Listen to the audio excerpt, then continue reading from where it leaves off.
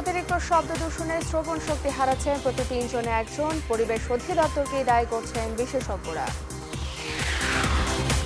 জোটের রাজনীতিতে নির্বাচন সামনে রেখে নাম সর্বস্ব দলের দর কষাকষি শুরু। স্বার্থকেন্দ্রিক ক্ষমতা দখলের লড়াই, বলছেন রাজনৈতিক বিশ্লেষকরা।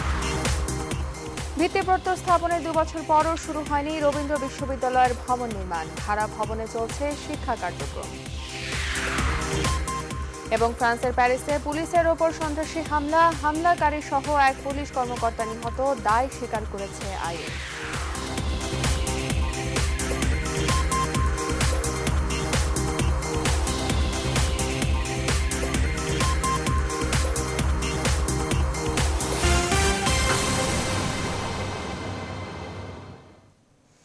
স্বাগত নিউজ 24 সংবাদে। আপনাদের সঙ্গে আছে আমি দুজনা আফরিন। এতক্ষণ দেখছিলেন সরিয়া ভিত্তিক ইউনিয়ন ব্যাংক লিমিটেড সংবাদ শিরোনাম। এবারে বিস্তারিত। শোনার ক্ষমতা হারাচ্ছে ঢাকার মানুষ। হয়তো খুব শিগগিরই আর কানে শুনবেন না আপনি অথবা আপনার মতো অনেকে। খুব কাছে এসে গেছে এমন বিপর্যয়ের সময়। বিশেষজ্ঞরা বলছেন এই মহানগরের শব্দ হয় স্বাভাবিকের দ্বিগুণ। ফলে প্রতি 3 জনের একজন পুরোপুরি কিংবা অনেকটাই হারাতে যাচ্ছেন শোনার ক্ষমতা। এজন্য দায়ী কারা? উত্তরে বিশেষজ্ঞরা আঙুল তুলে দেখাচ্ছেন পরিবেশ অধিদপ্তর সহ 5টি সরকারি প্রতিষ্ঠানকে। শেখ জালালের তোলা ছবিতে রিশাদ হাসানের বিশেষ প্রতিবেদন।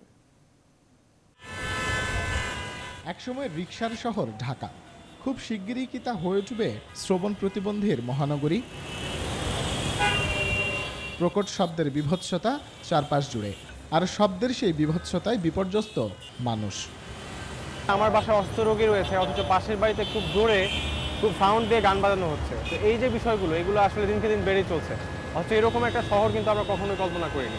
আমরা চাই যে আমাদের শহরটা আরও শব্দমুক্ত হোক।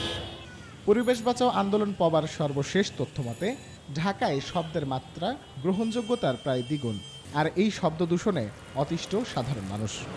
ডিস্টারবেন্স হয়, এটা কান দিয়ে শোনার পর হয়তো আমরা একটা চিন্তা ভাবনা করতেছি, চিন্তা ভাবনা ব্যাঘাত ঘটে। পড়াশোনা করতে সমস্যা হয়, মাথা ব্যথা হয়। রাস্তায় গাড়ির হর্নের আওয়াজ 70 ডেসিবেলের কম হতে হয়, এটাই নিয়ম।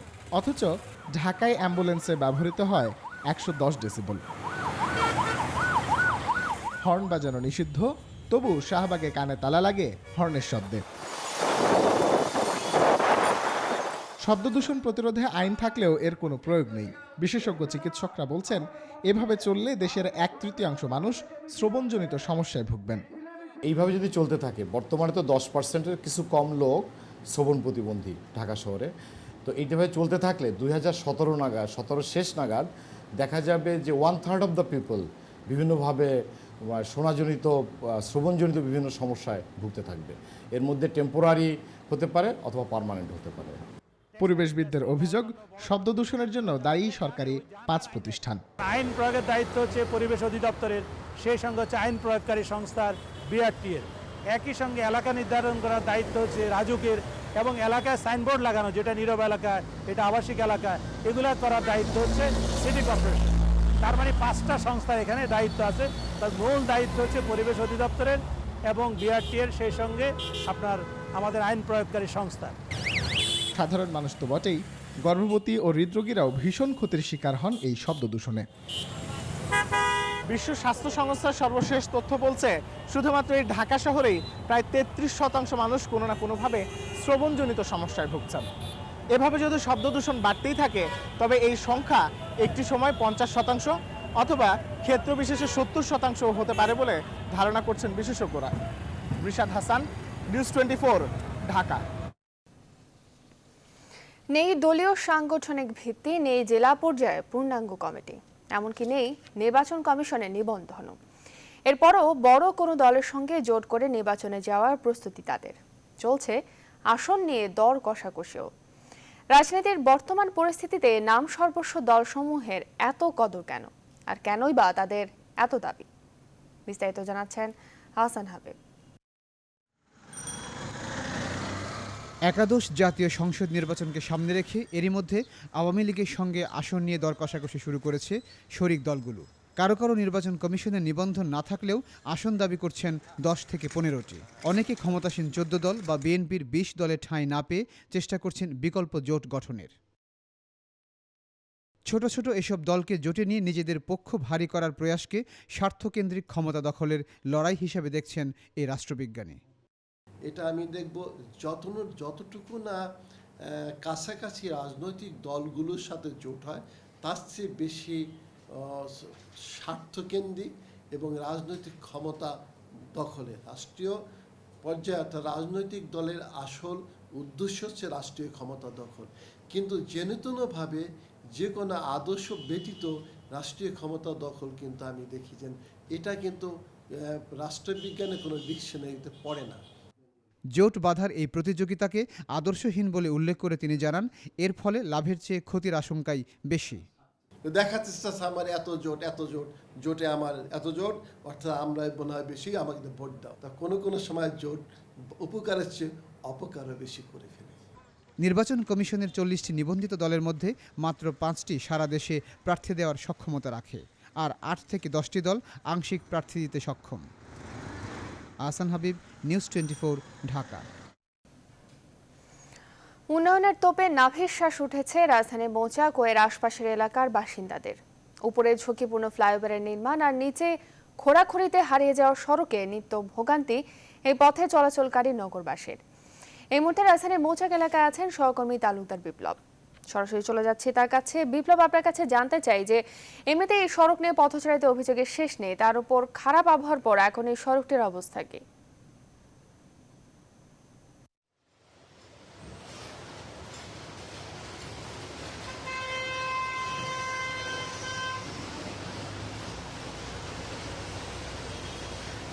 যোজনা যেটা বলছিলেন যে ফ্লাইওভার নির্মাণ এবং নির্মাণের ফলে মৌচাক, মালিবাগ, মগবাজার এলাকায় যে জনভোগান্তি তৈরি হয়েছে সেই ভোগান্তির অংশ হিসেবে আমি আপনাকে দেখাতে চাই। আমি এই মুহূর্তে আছি মালিবাগ ডিআইটি রোড রেলগেট এলাকায়, এবং রেলগেট এলাকার আমি যদি একটু দেখাতে চাই আপনাকে যে এখানে যেই ফ্লাইওভারটি নির্মাণ হচ্ছে গত 5 বছর ধরে, এই ফ্লাইওভার নির্মাণের ফলে যে আশেপাশে যেই সড়ক, সেই সড়কের অবস্থা কিন্তু খুবই বেহাল অবস্থা, এবং এই সড়ক দিয়ে কিন্তু সাধারণ মানুষের চলাচল তো হচ্ছেই না, করা খুবই দুরূহ ব্যাপার হয়ে দাঁড়িয়েছে। পাশাপাশি যে এখানে বিভিন্ন গণপরিবহনগুলো যাতায়াত করছে, সেই গণপরিবহনে যাতায়াতের ফলে কিন্তু রাস্তাটি যতটুকু খারাপ হচ্ছে তার চেয়ে বেশি কিন্তু আরও খারাপ পর্যায়ে চলে গিয়েছে রাস্তাটি। এবং আপনি যদি দেখেন যে গত 2 দিনে যেই বর্ষা ছিল, সেই বর্ষার কারণে কিন্তু রাস্তাটি কিন্তু আরও বেশি খারাপ হয়েছে। এবং আমি একটা বিষয় যোজনা আমি জানিয়ে রাখি যে এই ফ্লাইওভারটি গত 5 বছরের ধরে কিন্তু ফ্লাইওভারটি নির্মাণ হচ্ছে। মালিবাগ মৌচাক যেই ফ্লাইওভার, সেই ফ্লাইওভারের কিছু অংশ সে কাজ শেষ হওয়ার পরে কিন্তু উদ্বোধন করা হয়েছে, এবং কোনো জায়গায় কিন্তু এখনও কাজ চলছে। বিশেষ করে যে মালিবাগ থেকে যেই ফ্লাইওভারের যে অংশটি আছে, যে মালিবাগ রেলগেট থেকে শুরু করে যেই মৌচাক দিকে যে ফ্লাইওভারটি চলে গিয়েছে, সেই ফ্লাইওভারের কাজ কিন্তু এখনও চলছে, এবং ফ্লাইওভারের কাজের ক্ষেত্রে কিন্তু আমরা এখনও ধীরগতি এটাই কিন্তু দেখছি। এবং এখানে একটা বিষয় কিন্তু আছে, আপনি যদি আমি যদি আপনাকে দেখাতে চাই, সেটা হলো যে একদিকে ফ্লাইওভার নির্মাণের রাস্তা তো ভোগান্তি তৈরি হয়েছে, এছাড়া রাস্তার পাশে আপনি যদি দেখেন যে রাস্তার দখল করে বিভিন্ন ছোটোখাটো দোকান, চায়ের দোকান, পানের দোকান দেওয়ার ফলে কিন্তু এই রাস্তা দিয়ে যে সাধারণ মানুষ চলাচল করবে সেই অবস্থাটাও কিন্তু নেই, যার কারণে কিন্তু ভোগান্তি কিন্তু চরম আকার ধারণ করেছে। তো সর্বোপরি কিন্তু এই ফ্লাইওভার নির্মাণের ব্যাপারে কিন্তু এখানে যারা ফ্লাইওভার সংশ্লিষ্ট যারা আছেন, দুজনের সাথে আমরা কথা বলার চেষ্টা করেছি। তারা বলছে যে এই ফ্লাইওভার নির্মাণের যে সময়সীমা, এই সময়সীমার মধ্যে তারা কাজ শেষ করার কথা থাকলেও আসলে বিভিন্ন কারণে তাদের এই সময়টি বারবার সময় বাড়ানো হয়েছে, যার কারণে কিন্তু এই ভোগান্তি কিন্তু আসলেই ভোগান্তি শেষ হচ্ছে না, এরকম একটা পর্যায়ে রয়েছে। এবং তারা যেটি জানিয়েছে যে ফ্লাইওভার নির্মাণ করতে গিয়ে যে ফ্লাইওভারের যে পিলার নির্মাণ, সেই পিলার নির্মাণে করতে গিয়ে যে অন্যান্য সেবা সংস্থা, সেই সেবা সংস্থার আর যে অন্যান্য আনুষঙ্গিক লাইন ছিল, সেই লাইনগুলো সরাতে গিয়ে তাদের দীর্ঘ সময় লেগেছে। দীর্ঘ সময় লাগার কারণে কিন্তু ফ্লাইওভারের কাজ ধীর গতিতে চলছে, এরকমই কিন্তু তারা বলছে। কিন্তু সাধারণ মানুষ কিন্তু অভিযোগ করে আসছে যে গত 5 বছর ধরে এই কাজটি তারা ধীর গতিতে করছে, যার কারণে কিন্তু এখানে ভোগান্তি শেষ হচ্ছে না। এবং দেখেন যে এখানে যেই গণপরিবহনগুলি যাচ্ছে, পাশাপাশি যোজনা এই সড়ক দিয়ে কিন্তু বিভিন্ন ধরনের ভারী যানবাহন চলাচল করে, বিভিন্ন ধরনের কাভার ভ্যান, ট্রাক কিন্তু এই ভারী কাভার ভ্যান এই সড়কে চলাচল হওয়ার কারণে কিন্তু এই রাস্তাটির অবস্থা কিন্তু আরও করুণ অবস্থায় দাঁড়িয়েছে। তো সর্বোপরি মালিবাগ মৌচাকের এলাকায় যারা থাকছে এবং আশেপাশে যারা বাসিন্দা, তাদের ভোগান্তি যদি আরেকটু বিষয় আমি আপনাকে বলি, এখানকার আশেপাশে যে বাড়ি আছে, যারা ফ্ল্যাট বাড়ির মালিক, তারা কিন্তু বলছে যে এই রাস্তার কারণে কিন্তু তাদের ভাড়াটিয়া কিন্তু থাকছে না, এই এলাকায় কেউ ভাড়াটিয়া হিসেবে আসতেও চাচ্ছে না। তো সর্বোপরি এই রাস্তা যে ভোগান্তি, সে ভোগান্তি গত 5 বছরে যে অবস্থায় ছিল এখনই সেই একই অবস্থায় আছে। এখানকার মানুষ চাচ্ছে যত দ্রুত সম্ভব এই রাস্তাটির যেন অন্তত চলার উপযোগী করে দেয় এই সংশ্লিষ্ট যে প্রতিষ্ঠান তমা গ্রুপ, তাদের কাছে তাদের একটি দাবি এবং অনুরোধ তো থাকে, অতটুকু কাজ যেন তারা এই রাস্তাটি করে দেয় এবং ফ্লাইওভারটি যত তাড়াতাড়ি সম্ভব নির্মাণ কাজ শেষ করে যোজনা। তালুকদার বিপ্লব, আপনাকে ধন্যবাদ। দর্শক, রাজধানীর মৌচাক এলাকা থেকে বলছিলেন আমাদের সহকর্মী তালুকদার বিপ্লব। এবারে তৃণমূলের সমস্যা ও সম্ভাবনা নিয়ে আমাদের নিয়মিত আয়োজন বাংলাদেশ লাইভ।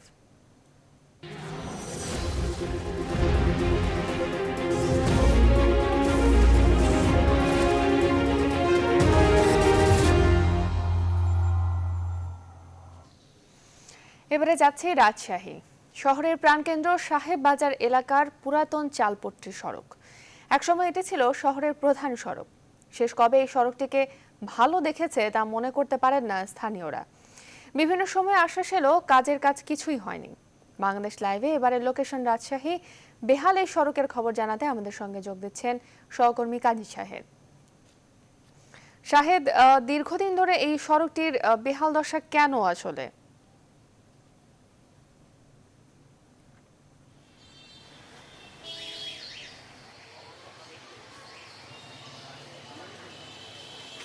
ধন্যবাদ যোজনা। আপনি যেমনটি বলছিলেন যে সাহেববাজারের যে চালপট্টির পুরাতন সড়কটি, সেটির যে বেহাল অবস্থা, সেটি কবে মানুষ ভালো দেখেছে সেটি যেমন প্রশ্ন, তেমনই নগরীর আরও কিছু সড়ক আছে যেগুলির অবস্থা খুবই করুণ।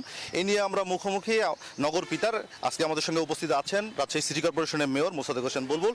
আমরা তার কাছেই আসলে জানতে চাই যে এই সড়কটি বা এরকম আরও যে সড়কগুলি আছে সেগুলো কবে নাগাদ আসলে সংস্কার করা হবে এবং নগরবাসী এই দুর্ভোগ থেকে মুক্তি পাবে। ধন্যবাদ 24কে, এবং অত্যন্ত ভালো একটি প্রশ্ন যে রাজশাহী নগরীর 12 এবং 15 এবং 20 ফিটের রাস্তাগুলি এখন বেহাল অবস্থা, এটি আমরা জানি। এবং সে উপলক্ষে আমি গত 2 বছর পূর্বেই, যখন আমি প্রথমে মেয়র দায়িত্ব নেই, তারপরেই আমরা একটি মেগা প্রকল্প করেছিলাম 173 কোটি টাকার। সেই প্রকল্পটি গত কয়েকদিন পূর্বে পাশ হয়েছে। আমি এটুকু জনগণকে নিশ্চিত করতে পারি যে আগামী জুনের পরেই, জুলাই এবং আগস্ট মাসে আমরা একটি প্যাকেজ টেন্ডার করব। সেই টেন্ডারের মাধ্যমে 12 ফিট, 15 ফিট এবং 20 ফিটের যে রাস্তাগুলি আছে, সমস্ত রাজশাহীর রাস্তাগুলি সংস্কার হবে এবং অ্যাসফল্ট যেটি মেশিনের মাধ্যমে সেটি তৈরি হবে। আমার বিশ্বাস যে আগামীতে কোনো রাস্তায় আর রাজশাহীতে খাতখন্দর থাকবে না, গ্যাসের কাটা থাকবে না, পানির কাটা থাকবে না, এবং পরিপূর্ণ একটি শহর মনে হবে তখন। আরেকটি বিষয় সেটি হলো যে আপনি যেমনটি বলছিলেন যে রাস্তাঘাটের অবস্থা ভালো থাকবে, কিন্তু আমরা দেখলাম যে সাম্প্রতিক সময় ড্রেনের যে ময়লাগুলি অপসারণ করতে গিয়ে রাস্তায় কিছু প্রতিবন্ধকতা সৃষ্টি করা হয়েছে। এটি থেকে উত্তরণের উপায়টি কি? না, এটি অত্যন্ত বাস্তব জিনিস যে আমাদের রাজশাহীর সমস্ত ড্রেনই কিন্তু ওপেন ও মুক্ত।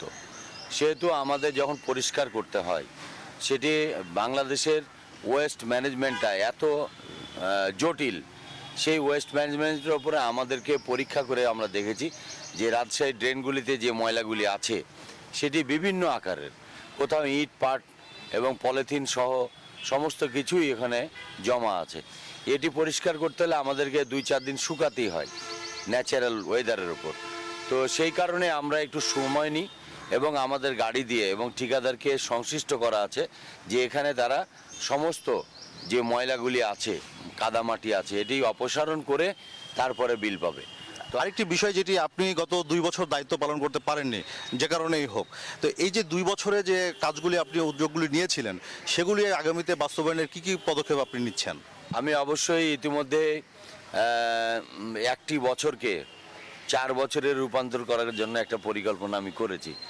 সেটি জনগণের সামনে আস্তে আস্তে উপস্থাপন করব এবং জনগণ যে 2 বছর আমাদের নির্বাচিত প্রতিনিধির কাছ থেকে যে প্রত্যাশা ছিল সেটি পায়নি, তার একটি প্রমাণ হলো হোল্ডিং ট্যাক্স ইতিমধ্যেই একটা বিশৃঙ্খল অবস্থান হয়েছে এবং জনগণের কাছে অত্যন্ত অপ্রাপ্ত একটা সংবাদ তারা জনগণের কাছে পৌঁছে আছে। তা আমি মনে করি যে আমি বসার পরে আমি জনগণকে বলেছি যে হোল্ডিং ট্যাক্স সহনীয় এবং পর্যাপ্ত পর্যায়ে নিয়ে আসা হবে। এটি যে ব্যতিক্রমধর্মী একটা ট্যাক্স করা হয়েছে সেটি থেকে জনগণ রেহাই পাবে। তা আমার বিশ্বাস যে জনগণ তার উপলব্ধিটা বুঝতে পারবে যে 2 বছর তার নির্বাচিত প্রতিনিধি ছিল না, সেখানে কতটুকু শূন্যতার সৃষ্টি হয় সেটি জনগণের কাছে উপস্থাপন করার প্রয়োজন হবে না। আরেকটি বিষয় যেটি আপনি বলছিলেন যে 1 বছরকে আপনি 4 বছরের কাছে নিয়ে যেতে চান, তো আপনি যেহেতু বিরোধী রাজনৈতিক দলের মেয়র, সে দর্শক, আমাদের সাথে রাজশাহী থেকে যোগ দিয়েছিলেন সহকর্মী কাজী শাহেদ। সেখানকার সাহেব বাজার এলাকার পুরাতন চালপট্টি সড়কের সবশেষ খবরাখবর জানাচ্ছিলেন তিনি। এদিকে আগাম বন্যা ও পাহাড়ি ঢলে ফসল হারিয়ে চরম দুর্ভোগে পড়েছেন হাওর অঞ্চলের কৃষকরা। একবেলা খেয়ে না খেয়ে দিন কাটছে হাজার হাজার কৃষকের। গবাদি পশু নিয়ে পড়েছেন আরও বিপাকে। বাংলাদেশ লাইভে আমাদের এবারের বিষয় হাওর পাড়ের জীবন। বিস্তারিত জানাতে কিশোরগঞ্জের চামড়া বন্দর হাওর থেকে যোগ দিচ্ছেন সহকর্মী রিশাদ হাসান। রিশাদ, হাওর এলাকার মানুষের এখনকার অবস্থা কি, আর আসলে কতটা দুর্ভোগে আছেন এই এলাকার মানুষজন?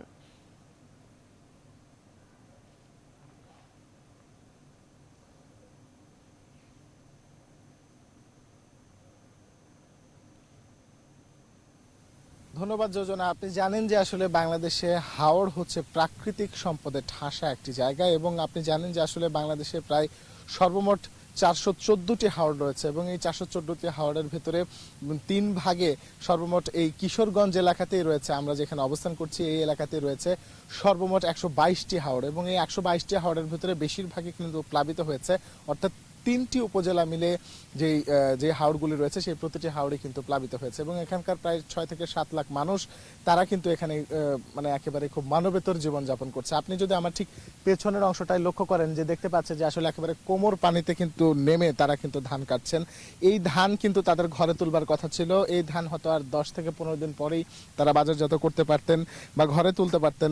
নবান্নের যে উৎসব সেই উৎসবটি কিন্তু তারা চাইলে সেখানে পালন করতে পারতেন। অর্থাৎ এখানে যেহেতু মাত্র একবারই ফসল ফলের, সুতরাং সেক্ষেত্রে আসলে কিন্তু এই ধানের যে বিষয়টি এটি কিন্তু আসলে খুব গুরুত্বপূর্ণ এবং বাংলাদেশের উৎপাদিত সর্বমোট ধানের ভেতরে প্রায় 25% ধানই কিন্তু এই হাওড় অঞ্চল থেকে কিন্তু এসে থাকে এবং একই সাথে আরও একটি বিষয় খুবই লক্ষণীয় যে আসলে যে মৎস্য সম্পদ রয়েছে বাংলাদেশের সর্বমোট যে মৎস্য উৎপাদিত হয় বা আহরণ করা হয় সেই মৎস্য আহরণের 25 ভাগই কিন্তু এই হাওড় অঞ্চল থেকে আহরণ করা হয়।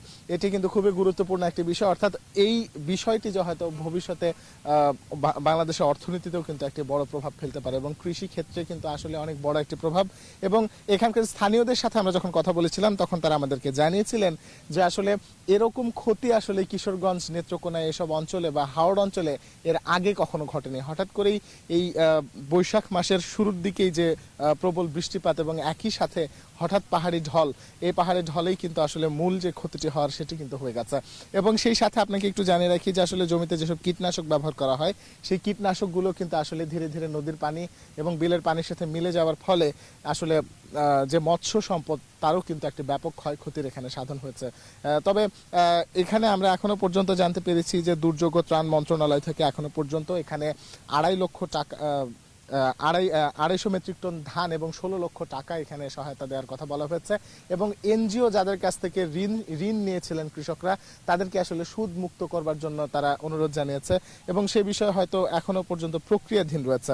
তবে সবচেয়ে বড় যে বিষয়টি হচ্ছে যে আসলে তাদের যে সারা বছরের যে উপার্জন বা সারা বছরের যে অন্ন সেটি কিন্তু আসলে হুমকির মুখে পড়ে গেছে এবং সেক্ষেত্রে আসলে তারা যে ধানটি কাটছেন এটি আসলে কোনোভাবে চাউলে রূপান্তর করা আসলে খুব বেশি কষ্টসাধ্য এবং এখান থেকে খুবই নগণ্য পরিমাণ কিন্তু চাল কিন্তু এখান থেকে পাওয়া যেতে পারে, তবে সেটাও এখনো নিশ্চিত নয়। বেশিরভাগই হয়তো চিটা হিসেবে ব্যবহৃত হতে পারে এবং সেই সাথে আরও একটি বড় লক্ষণীয় বিষয় হচ্ছে যে গবাদি পশু নিয়ে কিন্তু এই অঞ্চলের লোকেরা কিন্তু অনেক বড় বিপাকে পড়েছেন। এবং আপনাকে আরও একটু জানিয়ে রাখি যোজনা, যে আসলে বাংলাদেশে এখনো পর্যন্ত প্রায় 56,000 বর্গ কিলোমিটারের ভেতরে প্রায় 5,500 বর্গ কিলোমিটার জুড়েই কিন্তু রয়েছে হাওড়। তো এই হাওড় অঞ্চলগুলোতে আসলে বড় যে ক্ষতিটি হয়ে গেছে সেটি কিন্তু আসলে ঠিক কত দিনে এটি আসলে পোষানো সম্ভব হবে সে সম্পর্কেও কিন্তু নিশ্চিতভাবে বলা যাচ্ছে না।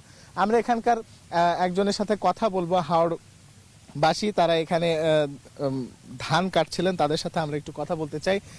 আসলে কি নাম আপনার, আমাদেরকে একটু জানান। আমার নাম মোহাম্মদ রফিকুল ইসলাম। আচ্ছা রফিক, আপনি একটু আমাদেরকে জানান যে আসলে এই পুরো অঞ্চলে আসলে কেমন ক্ষয়ক্ষতি হয়েছে। আমাদের অনেক ক্ষতি হয়েছে, হ্যাঁ। এই পানি লাগিয়া আমরা ধানগুলা তুলতে না, পানি তলে অনেকগুলা জমি পড়ে গেছে, অনেক কষ্ট হইতেছে, ঠিক আছে। আমরা কাটতে পারতাছি না শুধু পানির কারণে। আচ্ছা, এই পানির কারণে যেসব ধান আপনারা কাটতে পাচ্ছেন না, আর যেগুলো কাটতে পাচ্ছেন সেগুলো কি আসলে পরবর্তীতে চাউলে পরিণত করা যাবে কিনা? এগুলাও প্রায় ক্ষতি, কিন্তু এই মাধ্যমে মনে করুন যে বৃষ্টি হইতেছে, বৃষ্টির রৌদ্র যদি না উঠে তাহলে তো মনে করুন যে শুকানো সম্ভব না, ঠিক আছে। মনে করুন যে এগুলাও ক্ষতি, কাছাকাছি ক্ষতি, অন্ত রৌদ্র না উঠলে তো শুকানোর মতো না। এর আগে কখনো কি এরকম এই অঞ্চলে হয়েছে কিনা যে বৈশাখের শুরুতেই যে পাহাড়ি ঢল এবং একই সাথে কালবৈশাখী ঝড় দুটো মিলে যে একটি খারাপ অবস্থার সৃষ্টি হয়েছে, সেটি কি এর আগে কখনো হয়েছে কিনা? না, এর আগে হয়েছে কিছু কম, কিন্তু এবারের মতো কোনো সময় হয় নাই, এবার এই বেশি। এই আপনারা যে হাওড় অঞ্চলে আছেন এখানে আসলে কিরকম মানুষ বসবাস করে আপনি কি জানেন, আসলে কত মানুষ আছে? না, আমি সঠিকটা বলতে পারবো না, ঠিক আছে। আমি এই জায়গায় এসেছি কাজ করতে, আমি সঠিকটা বলতে পারি না। আচ্ছা, তো মানে যারা আসলে আপনারা যারা কাজ করতে এসেছেন তাদের আসলে আপনারা কি বলছেন যে আসলে এখান থেকে আসলে কৃষকের কোনো লাভ হবে কিনা, বা মানে মোটামুটি তারা যতখানি এখানে বিনিয়োগ করেছে সেটুকু কি আসলে পেতে পারে কিনা তারা? না না, আমরা তারা তো যতটুকু ক্ষতি হয়েছে, ঠিক আছে, তারা লাভবান আশা করি যে তারা পাবে না, ঠিক আছে। তারা ক্ষতি, তারা তো দান একবারই তুলতে না, ঠিক আছে। এটা তো একটা খুব কষ্টের মাঝে তারা পড়ছে, আর আমরাও যাই এসেছি, আমরারও খুব কষ্ট, গৃহস্থ তো কষ্ট, আমরারও কষ্ট। আচ্ছা, অসংখ্য ধন্যবাদ আপনাকে। আসলে যোজনা, আমি আসলে আপনাকে যেটা বলছিলাম যে আসলে কৃষকদের যে ব্যাপক ক্ষয়ক্ষতি হয়েছে এবারের এই হাওড় অঞ্চলগুলোতে হঠাৎ করে যে বন্যা বা পাহাড়ি ঢল, সেটার কারণে যে ক্ষতি সাধন হয়েছে সেটুকু আমরা আসলে তার কাছ থেকে জানার চেষ্টা করলাম। এবং আপনি যদি আমার যে ঠিক পেছনের দিকে লক্ষ্য করে দেখেন যে আসলে কোমর পানিতে নেমে কিন্তু তারা আসলে ধান কাটার কাজটি করছেন এবং সেই সাথে এখানে কিন্তু নৌকা চলাচল করছে, অর্থাৎ ধান খেতে যে নৌকা চলাচল করা, বা হাওড় অঞ্চলে স্বভাবতই আমরা এই চিত্রটি দেখে থাকি, বিশেষ করে বৃষ্টির সময় দেখে থাকি বা শ্রাবণ মাসের দিকে আমরা দেখে থাকি। তবে সেক্ষেত্রে এবারে কিন্তু আসলে জিনিসটি আসলে একটি অন্যরকম বিষয় কিন্তু পরিণত হয়েছে। এবং সেই সাথে আপনাকে একটু জানিয়ে রাখি যোজনা, যে আসলে এই যে সম্পূর্ণ ক্ষতি হয়েছে সেই ক্ষতি পূরণ করতে আসলে কি পরিমাণ সময়ের প্রয়োজন আছে সে সম্পর্কে এখনো নিশ্চিত না হলেও যে সবচেয়ে বড় ক্ষতি এবং কৃষকের যে হাহাকার, সেই হাহাকারের চিত্র কিন্তু ফুটে উঠেছে কিশোরগঞ্জের চামড়া বন্দর হাওড়ে। তো এই ছিল কিশোরগঞ্জের চামড়া বন্দর হাওড় থেকে আমার কাছে সর্বশেষ যোজনা। রিশাদ হাসান, আপনাকে ধন্যবাদ। দর্শক, কিশোরগঞ্জের চামড়া বন্দর হাওড় থেকে বলছিলেন আমাদের সহকর্মী রিশাদ হাসান। এদিকে দেশের পশ্চিম ও দক্ষিণ পশ্চিমাঞ্চলের শহর খুলনায় দেখা দিয়েছে ভূগর্ভস্থ পানির তীব্র সংকট। বিকল হয়ে পড়েছে শত শত নলকূপ, আর এতে চরম ভোগান্তিতে পড়েছেন খুলনাবাসী। পানি সংকটের এই আদ্যপান্ত জানতে বাংলাদেশ লাইভে এবারে লোকেশন খুলনা যোগ দিচ্ছেন সহকর্মী শামসুজ্জামান শাহিন। শাহিন, খুলনা মহানগরের পানি সংকটের ভয়াবহতা কেমন, আর এর কারণ হিসেবে বিশেষজ্ঞরা আসলে কি বলছেন?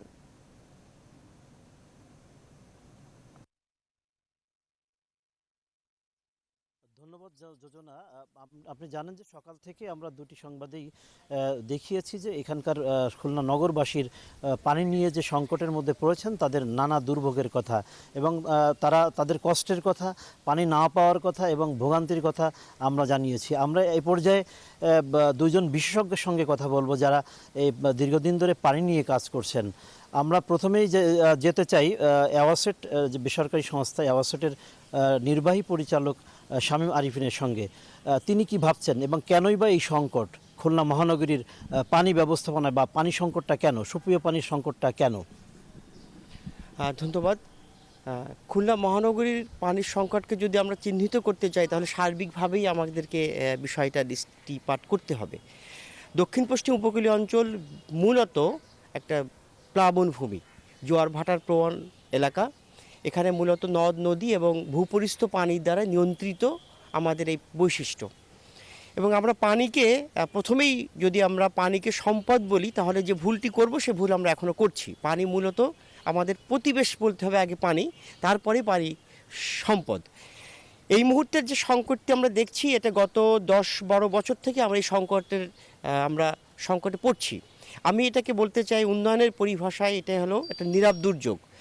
আমাদের মতো দরিদ্র দেশগুলির বা উন্নয়নশীল দেশগুলির পক্ষে এই দুর্যোগগুলি মোকাবেলা করার মতো কোনো অবস্থা আমাদের নেই।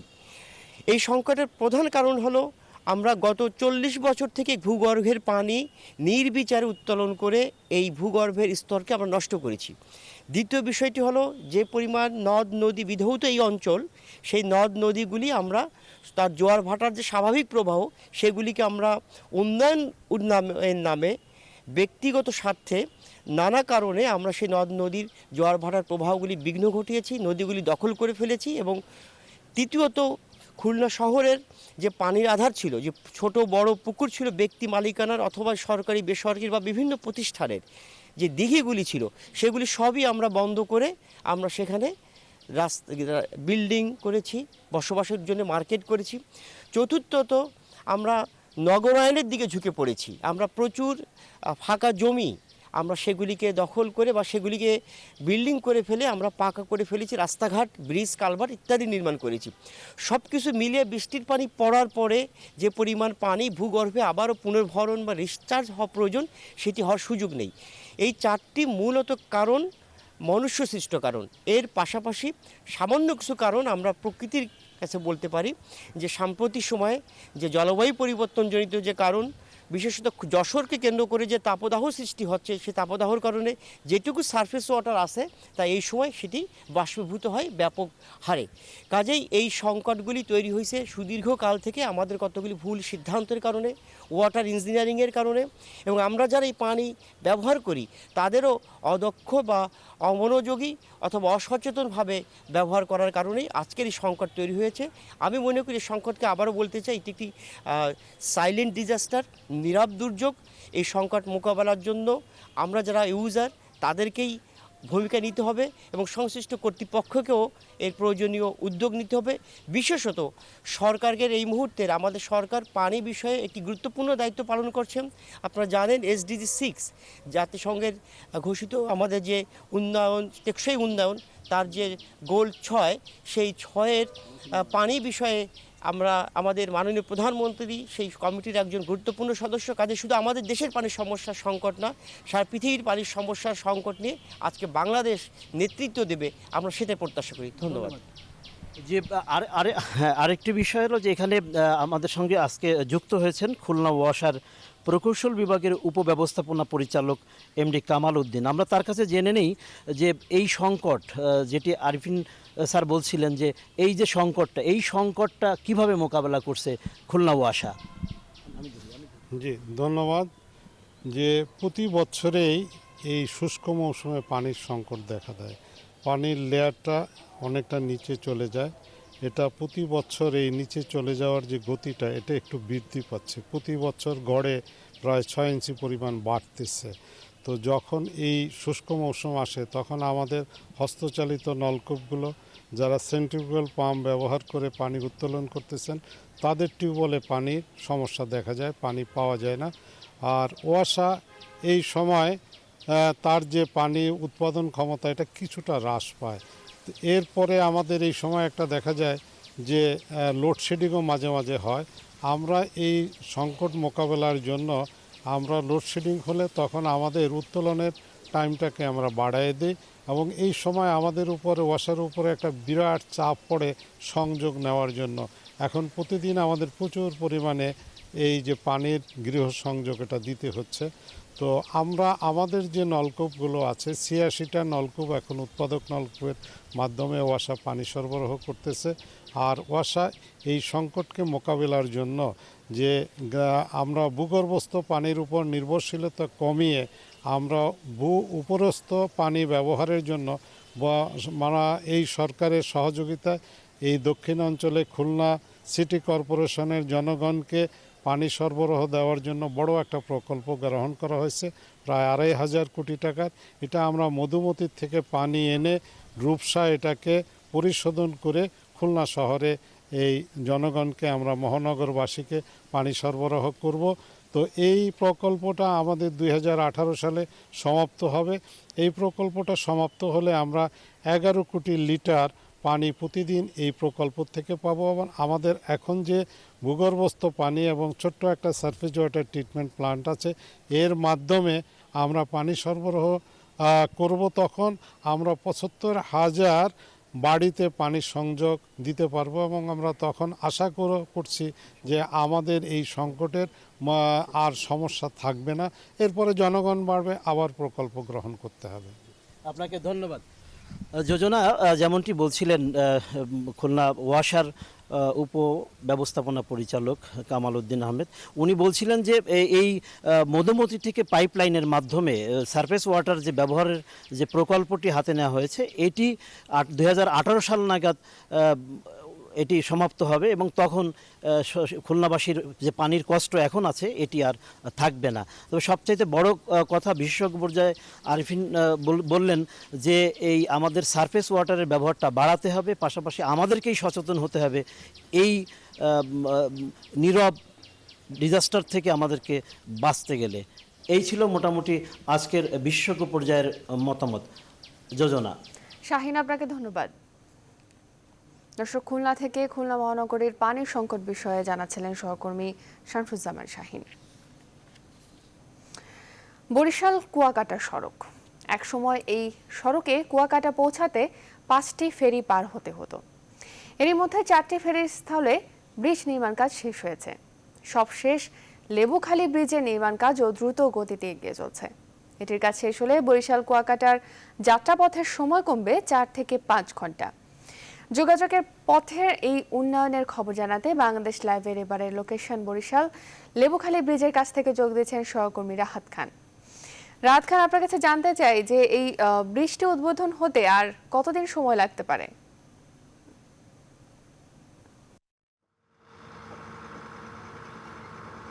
ধন্যবাদ যোজনা। আসলে আপনাকে আগেই বলে নেই যে আসলে বলা হয়ে থাকে যে কোনো এলাকার উন্নয়নের প্রথম এবং প্রধান শর্ত হচ্ছে যোগাযোগ ব্যবস্থার উন্নয়ন। আপনি কিছুক্ষণ আগে বলেছেন যে আসলে বরিশাল থেকে আগে কুয়াকাটা যেতে 5 থেকে 6 ঘন্টা সময় লাগতো। 5টি ফেরি ছিল, আসলে সেই 5টি ফেরির স্থলে কিন্তু 4টি ইতিমধ্যে ব্রিজ হয়ে গেছে এবং পঞ্চম যে জায়গাটি আসলে পায়রা নদীর উপরে যে সেতু নির্মাণের কাজ চলছে, এই সেতু নির্মাণের কাজ শুরু হয়েছে 2016 সালের 24 জুলাই এবং এটি শেষ হবে প্রকল্পের সময় অনুযায়ী এটি শেষ হবে 2019 সালের 23 এপ্রিল। আসলে এখন এই সেতুকে ঘিরে কিন্তু এখন ব্যাপক কর্মযজ্ঞ চলছে। আসলে এই যে সেতু সংক্রান্ত যে কতটুকু কাজ অগ্রগতি হয়েছে এবং সেতুর সার্বিক বিষয় নিয়ে আমরা এখন কথা বলবো সড়ক বিভাগের এই যে সেতু নির্মাণ প্রকল্পের পরামর্শক মনোজিৎ কুমার শাহর সাথে। আপনার কাছে জানতে চাচ্ছি যে সেতু নির্মাণ কাজ চলছে, আসলে আমরা দৃশ্যমান তেমন অগ্রগতি আমাদের চোখে পড়ছে না, তবে আপনাদের ভাষায় নিশ্চয়ই আছে। আমাদেরকে বলবেন সেতুটা কি, মানে কতটুকু দৈর্ঘ্য প্রস্থ এবং কি বৈশিষ্ট্য হচ্ছে, কবে নির্মাণ কাজ শেষ হবে আমাদেরকে বলবেন। সেতুটি বর্তমানে আমাদের যে সেতুটি হচ্ছে এটা দৈর্ঘ্য হচ্ছে 1470 মিটার। আর এই 1470 মিটারের মধ্যে আমাদের 630 মিটার হচ্ছে মূল সেতু আর 840 মিটার হবে ভায়াডাক্ট সেতু। আমরা সেতু নির্মাণের অনেকাংশে আমরা যেটা ফাউন্ডেশন ওয়ার্ক যেটা বলি মাটির নিচের কাজগুলো আমরা শুরু করেছি এবং দুই পাশে দুই প্রান্তে কাজের জন্য এই বরিশাল এন্ডে কাজ শুরু করেছি। ইতিমধ্যে আমরা 57টা পাইল আমরা কমপ্লিট করে ফেলেছি এবং আমাদের অগ্রগতি চলমান অবস্থা আছে। আমরা বাস্তব অগ্রগতি অর্জিত করেছি আমরা 5.75%। আমরা এই সেতু নির্মাণের শুরুতেই অনেকগুলো ডিজাইন রিভিউ কাজগুলো করতে হয়, সেগুলো আমাদের শেষ পর্যায়ে আছে। আমাদের সাথে আমাদের পরামর্শ প্রতিষ্ঠানে যে আমাদের টিম লিডার পরামর্শক আছে যে ইন্ডিয়ান আইসিটি, ওনার সাথে কথা বলতে পারেন। বর্তমানে বাস্তব অগ্রগতির সাপেক্ষে বলা যেতে পারে যে আমাদের যে 33 মাসের মধ্যে প্রকল্প শেষ করতে হবে এবং আমরা যদি ডিজাইনটা রিভিউটা কমপ্লিট করতে পারি ভবিষ্যতে আমরা এই সময়ের মধ্যে প্রকল্প শেষ করতে পারবো। সেতুটির বৈশিষ্ট্য আপনি কিছুক্ষণ আগে বলছিলেন, আমাদের বৈশিষ্ট্য সম্পর্কে কিছু বলবেন। দক্ষিণবঙ্গের এই সেতুটি আসলে আমরা ওই কুয়াকাটা পর্যটনকে মাথায় রেখেই আমরা এই সেতুর একটা ডিজাইন নান্দনিক ডিজাইন হয়েছে, যেটা হবে এক্সট্রা ড্রপস ব্রিজ কেবল, যেটা কর্ণফুলী থার্ড কর্ণফুলী ব্রিজ যেটা আমরা করেছি চিটাঙে, এবং সেই সম পর্যায়ের এবং একই রকম একটা ব্রিজটা এখানে হবে এবং সেই ব্রিজটাও আমাদের সড়ক ও জনপথ বিভাগ করেছে এবং সেই সড়ক ও জনপথ বিভাগে এখানে তত্ত্বাবধান আছে। পর্যটনকেও আমরা মাথায় রেখে এই ব্রিজটাকে নান্দনিক ডিজাইন করা হয়েছে এবং তাছাড়াও আমাদের এখানে দক্ষিণবঙ্গে একটা পায়রা বন্দর হচ্ছে এবং থার্মাল স্টেশন হবে, সেই বিষয়গুলো রেখে দক্ষিণবঙ্গের অর্থনৈতিক উন্নয়নের জন্যই এই ব্রিজটির গুরুত্ব নিয়ে আমরা 4 লেন ব্রিজ করা হিসেবে করা হচ্ছে 4 লেন ব্রিজ। ধন্যবাদ আপনাকে। আমরা এখন কথা বলবো এই যে প্রকল্পের যিনি পরামর্শক আসলে আইসিটির টিম ভারপ্রাপ্ত টিম লিডার মিস্টার বিসি দীনেশের সাথে। আপনার কাছে জানতে চাচ্ছি যে আপনি একজন বিদেশি, আপনি এখানে কাজ করছেন, আসলে বিভিন্ন দেশ আমাদের দেশের নিরাপত্তা নিয়ে অনেক সময় প্রশ্ন তোলে, আপনি এখানে থাকছেন সেক্ষেত্রে আপনার কি কোনো নিরাপত্তা নিয়ে কোনো প্রশ্ন আছে কিংবা আপনি কোনো ঝুঁকি মনে করছেন বা আপনি কমফোর্ট ফিল করেন কিনা? Being an Indian, there is no problem staying in Bangladesh. We are feeling proud to work for this Bangladesh, and it is also a prestigious project for Bangladesh, which is about 1,470 meters long extra dose cable stay bridge, and which is having a very specific and magnanimous project. And also our contractor is Longjian from China, Harbin Islands, and they are also doing a quality job. And also we should be thankful to the RHD Bangladesh for providing an opportunity to work for this project, and it's a prestigious project, and we hope that everything goes well. And also the design review is completed, and we have about 350 number of piles, out of which 60 numbers are already completed, and 158 numbers are on Patwakali side and 128 numbers on Barishal side. And in the main bridge, which is about 630 meter long, only 64 numbers of piles we have been designed, and it is holding by the extra dose cables, which is also of the imported materials. And this is a specialized project, and presently it is located at 26 kilometers from Barishal town. And the time consumed for traveling on the road to go to Patwakali is about almost 2.5 hours because of the ferry. And now once the bridge is completed by April 2019, which is getting reduced by about half of the time, 1 hour they can reach for Patwakali. এখন আমরা একজন এখানে এই প্রকল্পের যে project manager Long Jian road and construction bridge and construction লিমিটেডের project manager mister Chen Wei, তার কাছে কথা বলবো। How you feeling here in your security, about your security? 这边的安全怎么样？我很高兴在这个美丽的国家从事这个建设施工，地方政府和警察，还有业主 RHD， 还有这个监理，给了我们很大的支持和帮助，感谢大家。Thank you. You also? Mr. Chen said he is very happy to work here in this beautiful country, and we already got enough support from our employer RHD and our consultant. We love here very much. Thank you. আপনি শুনলেন যোজন, আসলে এখানকার কর্ম পরিবেশ নিয়ে তারা বললেন বিদেশিরা, এবং এই যে ব্রিজের কাজ খুব দ্রুত গতিতে এগিয়ে চলছে এবং যথাসময়ের কাজ শেষ হবে সেটি তারা আশা করছেন। যোজন, এই ছিল পায়রা মানে যে নদীর উপরে যে লেবুখালী সেতু, সেই সেতু নিয়ে সবশেষ পরিস্থিতি। রাহাত খান, আপনাকে ধন্যবাদ। দর্শক, বরিশাল থেকে আমাদের সঙ্গে সংযুক্ত হয়েছেন আমাদের সহকর্মী রাহাত খান। একটু বৃষ্টি হলেই পাল্টে যায় বন্দরনগর চট্টগ্রামের চেহারা। সকাল থেকেই চট্টগ্রামে মুষলধারে বৃষ্টি হচ্ছে, ফলে দেখা দিয়েছে জলাবদ্ধতা আর সেই সাথে ভোগান্তি। বাংলাদেশ লাইভে এবারে লোকেশন বন্দরনগরী চট্টগ্রাম, আর দুর্ভোগের খবর জানাতে আমাদের সঙ্গে যোগ দিচ্ছেন সহকর্মী নয়ন বড়ুয়া। জয়, চট্টগ্রাম নগরীর এখন কি অবস্থা?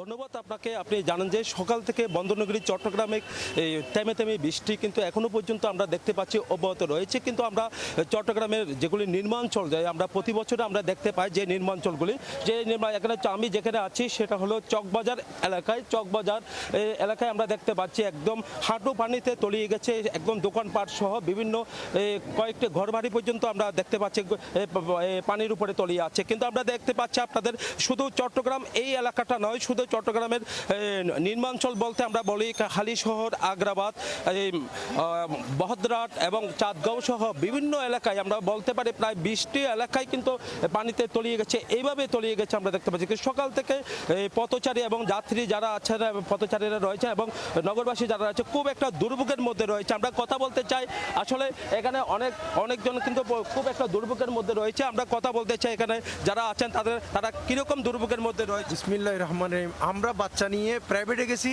কোচিংয়ে গেছি, ওইখান থেকে চকবাজার পর্যন্ত ওই পাঁচলা স্থানে থেকে চকবাজার পর্যন্ত হেঁটে হেঁটে আসছে, কোনো গাড়ি ঘোড়া পাচ্ছি না, সবখানে পানি আর পানি, থই থই পানি। তো এগুলার আশু দৃষ্টি কামনা করছি কর্তৃপক্ষকে, আমরা যেন এইভাবে মানে কষ্ট থেকে মুক্তি পাই চট্টগ্রামবাসী। আমরা একটু কথা বলি, আসলে কিরকম দুর্ভোগের মধ্যে আপনারা রয়েছেন? আমরা অনেক দুর্ভোগে রয়েছি। সকাল প্রায় 5:30 থেকে বৃষ্টি আরম্ভ হয়েছে। বৃষ্টি এখন হাঁটু পরিমাণ নয়, এখন কোমর গলা পর্যন্ত পানিতে তলিয়ে গেছে। চকবাজার, এই ডিসি রোড, এই কেবি আমালি রোড, এই সমস্ত রোড সবগুলোই কোমর পানির থেকে এখন গলা পর্যন্ত আমাদের পানি চলে গেছে। এখন সমস্ত গাড়ি ঘোড়া সব বন্ধ। আমরা খুব দুর্ভোগে আছি। মেয়র সাহেব আমাদেরকে অনেক প্রতিশ্রুতি দিচ্ছে, কিন্তু কালের কোনো প্রতিশ্রুতি কাজের লোক না। মেয়র ভাইয়া কোনো কাজের লোক না, এনে মাথার কোনো পয়সা খা, বুঝলাম, মানুষের মাথার কোনো পয়সা, মেয়র কোনো কাজের লোক না। পাবলিকের টাকা খায়। মেয়র আগের মেয়র ঠিক আছিল, মজনু চৌধুরী ঠিক আছিল, আজম নাসির ঠিক নাই। ঠিক আছে ভাই, আমরা অনেক দুর্ভোগ আছি। দেখা গেছে আমরা চাকরি করি, একটা গার্মেন্টস ফ্যাক্টরিতে চাকরি করি, কিন্তু বদ্দার থেকে চকবাজার পর্যন্ত সাধারণ ডিসি মোড়, তারপর আপনার এই মেন রোড দেখা গেছে তলায় গেছে। ঠিক আছে, আমাদের চাকরিতে আসতে খুব কষ্ট হচ্ছে আর কি। এই জন্য মেয়র সাহেবের কাছে আমরা খুব জানাই, আন্তরিক শুভেচ্ছা জানাই, যাতে ধন্যবাদ। আমরা এতক্ষণ ধরে কথা বলেছি, এখানে অনেক পথচারী রয়েছেন, তারা কিন্তু পানির উপর পানি ভেঙে কিন্তু তারা হাঁটু পানি দিয়ে তারা কিন্তু প্রবেশ করছেন এখানে, যেখানে পানি নেই সেই স্থানে তারা এসেছেন। তারা বলছিলেন আসলে এখানে নগর পিতার কথা উল্লেখ করেছেন। তারা বলছেন নগর পিতা আজম নাসির উদ্দিনের যদি একটা সুদৃষ্টি পড়ে তাহলে আসলে চট্টগ্রামের অনেক দিনের সমস্যা, এটা দুর্ভোগটা তারা অনেকটা লাঘব হবে বলে তারা বলেছেন। কিন্তু আমরা আবহাওয়া অফিসের সাথে আমরা কথা বলি যে তারা বলছেন আসলে কালবৈশাখীর প্রভাবের কারণেই কিন্তু তাদের এই বৃষ্টি আরও কয়েকদিন পর্যন্ত অব্যাহত থাকবে বলে তিনি বলছেন। কিন্তু কোনো সতর্কতা নেই বলে তিনি আমাদেরকে জানিয়েছেন। তো এই ছিল আমার এখানকার সর্বশেষ তথ্য। জয়, আপনাকে ধন্যবাদ। দর্শক, চট্টগ্রাম থেকে আমাদের সঙ্গে যোগ দিয়েছিলেন সহকর্মী নয়ন বড়ুয়া। জয়। নিউজ 24 সংবাদে এই পর্যায়ে নিব একটু বিরতি, ফিরছি একটু পর।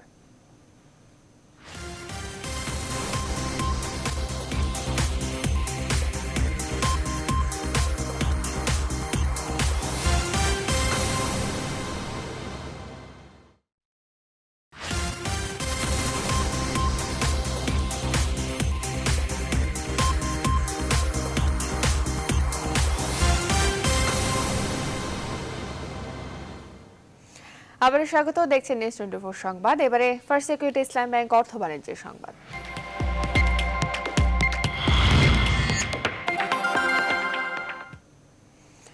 ইউরোপীয় ইউনিয়নভুক্ত দেশগুলোতে শুল্কমুক্ত পণ্য রপ্তানি অব্যাহত রাখার স্বার্থে বাংলাদেশকে রপ্তানি প্রক্রিয়াকরণ অঞ্চল ইপিজেড এর ট্রেড ইউনিয়ন চালু করা জরুরি, এমন মন্তব্য করেছেন আন্তর্জাতিক ট্রেড ইউনিয়ন কনফেডারেশনের সাবেক প্রেসিডেন্ট মাইকেল সোমার। তিনি বৃহস্পতিবার সচিবালয়ে বাণিজ্যমন্ত্রী তোফায়েল আহমেদের সঙ্গে সাক্ষাৎ শেষে সাংবাদিকদের এসব কথা জানান।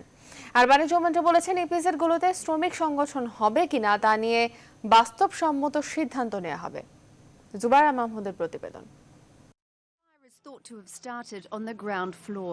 তাজরিন ফ্যাশন গার্মেন্টসে অগ্নিকাণ্ড এবং রানা প্লাজা ধসের পর থেকেই তৈরি পোশাক শিল্পের আন্তর্জাতিক ক্রেতারা বাংলাদেশের শ্রমিকদের ন্যায্য অধিকার নিশ্চিতে চাপ দিয়ে আসছে। সবশেষ গেল মাসে বাংলাদেশ সফর করে ইউরোপীয় পার্লামেন্টের প্রতিনিধি দল শ্রমিকদের অধিকার প্রতিষ্ঠায় দেশের রপ্তানি প্রক্রিয়াকরণ অঞ্চলের কারখানাগুলোতে ট্রেড ইউনিয়ন গঠনের প্রস্তাব দেয়। এরই ধারাবাহিকতায় বৃহস্পতিবার সচিবালয়ে বাণিজ্য মন্ত্রীর সাথে বৈঠক করেন আন্তর্জাতিক ট্রেড ইউনিয়ন কনফেডারেশনের সাবেক প্রেসিডেন্ট মাইকেল সোমার। বৈঠকে ইপিজেডগুলোই আন্তর্জাতিক শ্রম সংগঠন আইএলওর নীতি অনুযায়ী ট্রেড ইউনিয়ন গঠনের বিষয়ে বাংলাদেশকে আবারও তাগিদ দেন তিনি। We have very close relationships from Germany to Bangladesh. বাংলাদেশের সাথে আমাদের বন্ধুত্বপূর্ণ সম্পর্ক দীর্ঘদিনের, কিন্তু আমরা বরাবরই শ্রমিকদের অধিকারের বিষয়ে কথা বলে আসছি। আমরা স্পষ্ট করে বলতে চাই, ইউরোপীয় ইউনিয়নভুক্ত দেশগুলোতে বাংলাদেশ যদি শুল্কমুক্ত পণ্য রপ্তানি অব্যাহত রাখতে চায়, তাহলে ইপিজেডগুলোতে আইএলও এর বিধি মোতাবেক ট্রেড ইউনিয়ন গঠনের বিষয়টি ইতিবাচক হিসেবেই দেখা উচিত। তাদের এমন অভিমতের পর বাণিজ্যমন্ত্রী জানান, ইপিজেড এলাকার কারখানায় শ্রমিক সংগঠন হবে কিনা তা নিয়ে বাস্তবসম্মত সিদ্ধান্ত নেওয়া হবে। আমাদের টোটাল রপ্তানির 55% ইউরোপিয়ান ইউনিয়নে যায়। তারা আমাদের অস্ত্র ছাড়া সব কিছুতে শুল্কমুক্ত সুবিধা দেয়। এই সুবিধা যাতে কখনো ব্যাহত না হয়, আমাদের সেই প্রচেষ্টা থাকবে। আমরা বলেছি, আমাদের সংবিধানের অনুচ্ছেদ 14তেই সন্নিবেশিত আছে যে শ্রমিকের স্বার্থ আমরা যে কোনো মূল্যে সংরক্ষণ করব। বাংলাদেশ রূপকল্প 2041 বাস্তবায়নে 100টি বিশেষ অর্থনৈতিক অঞ্চল প্রতিষ্ঠায় কাজ করছে, যার অনেকগুলোই অবকাঠামো উন্নয়নও এগিয়ে চলছে। জুবাইর আল মাহমুদ, নিউজ 24, ঢাকা। নিউজ 24 সংবাদে নিচ্ছে আরও একটি বিরতির সাথেই থাকুন।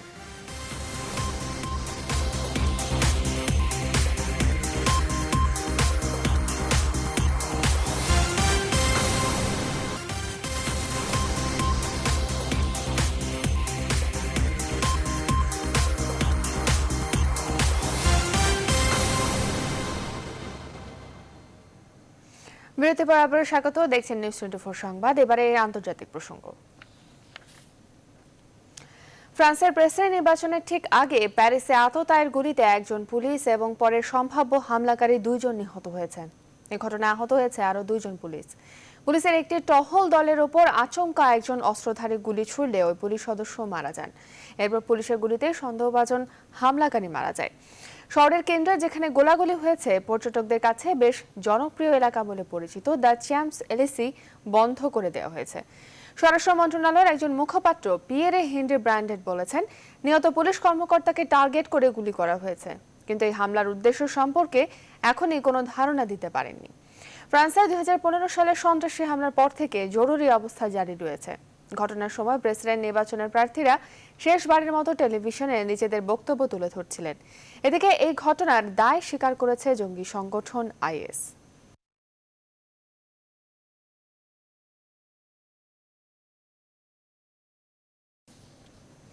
এবারে খেলার খবর। বসুন্ধরা গ্রুপের পৃষ্ঠপোষকতায় 23 এপ্রিল থেকে আয়োজিত হতে যাচ্ছে স্বাধীনতা কাপ কাবাডি। বৃহস্পতিবার বাংলাদেশ অলিম্পিক অ্যাসোসিয়েশন মিলনায়তনে এক আনুষ্ঠানিক সংবাদ সম্মেলনে ঘোষণা দেওয়া হয়। বাংলাদেশ কাবাডি ফেডারেশনকে সর্বাত্মক আর্থিক সহযোগিতা করবে দেশের অন্যতম বৃহত্তম শিল্প প্রতিষ্ঠান বসুন্ধরা গ্রুপ। সংবাদ সম্মেলনে উপস্থিত ছিলেন বসুন্ধরা গ্রুপের উপদেষ্টা অবসরপ্রাপ্ত মেজর জেনারেল মাহবুব হায়দার খান। এছাড়া কাবাডি ফেডারেশনের সভাপতি ও বাংলাদেশ পুলিশের ইন্সপেক্টর জেনারেল শহীদুল হকও উপস্থিত ছিলেন। 5 দিন ব্যাপী এই আসরে অংশ নেবে মোট 10টি দল। 26 ও 27 এপ্রিল যথাক্রমে অনুষ্ঠিত হবে সেমিফাইনাল ও ফাইনাল। সবগুলো ম্যাচ অনুষ্ঠিত হবে মিরপুরের হোসেন শহীদ সোহরাওয়ার্দী ইনডোর স্টেডিয়ামে।